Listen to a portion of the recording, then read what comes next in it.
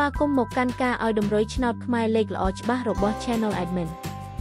ថ្ងៃនេះ Admin មានលេខល្អៗសម្រាប់ចែកជូនដល់ពុកម៉ែបងប្អូនយកទៅផ្សងសំណាងសម្រាប់ឆ្នោតខ្មែរថ្ងៃទី21ខែតុលាឆ្នាំ2025មុននឹងឈានដល់ការឲ្យតម្រុយឆ្នោតនាងខ្ញុំសូមចិត្តពុកម៉ែបងប្អូនមេត្តាជួយ Like Subscribe Comment និងដាក់សញ្ញាកណ្ដឹងឲ្យ Admin ម្នាក់មួយផងដើម្បីជាការលើកទឹកចិត្តក៏ដូចជាដើម្បីតាមដានវីដេអូតម្រុយឆ្នោតថ្មីៗផងដែរឥឡូវកុំឲ្យខាតពេលយូរតោះយើងទៅតាមដានតម្រុយឆ្នោតខ្មែរទាំងអស់គ្នាចំពោះឆ្នោតពីរលេខគឺមានលេខ95 29និង38សម្រាប់ ABCD ចំពោះឆ្នោត3លេខគឺមានលេខ